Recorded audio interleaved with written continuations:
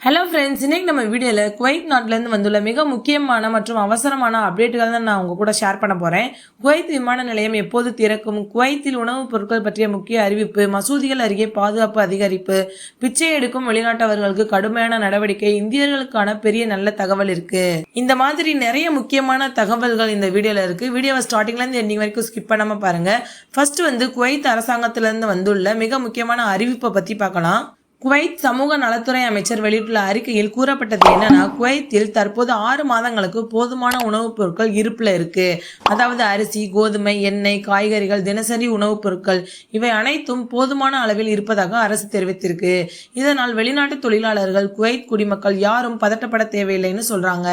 குவைத்தில் தற்போதைய சூழ்நிலையை கருத்தில் கொண்டு மசூதிகள் மற்றும் பொதுமக்கள் கூடும் இடங்களில் பாதுகாப்பு அதிகரிக்கப்பட்டிருக்கு. குறிப்பாக மசூதிகள் அருகே முக்கிய சாலைகள், கூட்டம் அதிகமாக இருக்கும் இடங்கள் இவற்றில் காவல்துறை கண்காணிப்பு அதிகரிக்கப்பட்டிருக்கு. நெக்ஸ்ட் குவைத் அரசு தற்போது ஒரு முக்கிய எச்சரிக்கை வெளியிட்டுள்ளது. ரமலான் மாதத்தில் மசூதிகள் அருகே பிச்சை எடுக்கும் வெளிநாட்டவர்கள் உடனடியாக கைது செய்யப்படும். இந்த விதி இந்தியர்கள், பங்களாதேஷ், பாகிஸ்தான் மற்ற நாடுகளின் மக்கள் எல்லோருக்கும் பொருந்தும். அதாவது யாரேனும் பிச்சை எடுத்துக் கொண்டிருப்பதை கண்டால் அவர்களை உடனடியாக கைது செய்வார்கள். அதன் பிறகு நாடு கடத்தப்படும் என்று அதிகாரிகள் தெரிவித்திருக்காங்க. குவைத் ஏர்ஸ்பேஸ் மூடப்பட்டதால் சில குவைத் தொழிலாளர்கள் வெளிநாடுகளில் சிக்கியிருக்காங்க. உதாரணமாக ஸ்பெயினில் 10 தொழிலாளர்கள் சிக்கியுள்ளனர். இப்போது அவர்களை சவுதி அரேபியா வழியாக குவைத் கொண்டு வர திட்டமிடப்பட்டுள்ளது.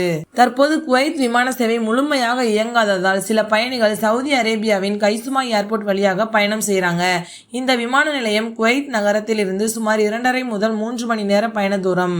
அங்கிருந்து விமானங்கள் இயக்கப்படுகின்றன.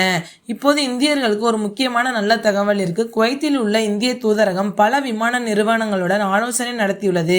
இந்த ஆலோசனையில் கலந்து கொண்ட விமான நிறுவனங்கள் ஏர் இந்தியா, இண்டிகோ, அகாசா ஏர். இந்த விமான நிறுவனங்கள் குவைத்தில் சிக்கிய இந்தியர்களை பாதுகாப்பாக இந்தியாவுக்கு அனுப்ப திட்டமிட்டு வருகின்றன.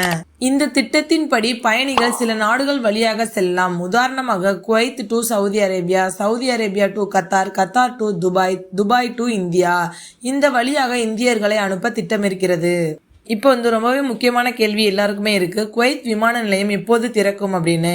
விமான நிலைய அதிகாரிகள் கூறியது என்னன்னா, மார்ச் 15 முதல் மார்ச் 20 வரை விமான நிலையம் திறக்க வாய்ப்பு இருக்குன்னு சொல்லியிருக்காங்க. ஆனால் இது அதிகாரப்பூர்வ உறுதி இல்லை, தற்போதைய சூழ்நிலையை பொறுத்தது. குவைத்தில் இருந்து வெளியே செல்ல விரும்பும் பயணிகள் கைசுமா ஏர்போர்ட் சென்று அங்கிருந்து உங்கள் நாட்டுக்கு விமானம் பிடித்து செல்லலாம். இந்த பயணத்துக்கு விமான டிக்கெட் முன்பே பதிவு செஞ்சிருக்கணும்.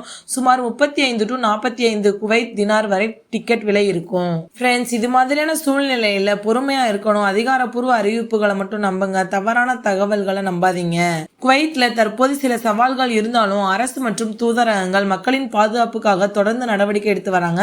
மிக விரைவில் விமான சேவைகள் மீண்டும் தொடங்கும் என்று எதிர்பார்க்கப்படுகிறது.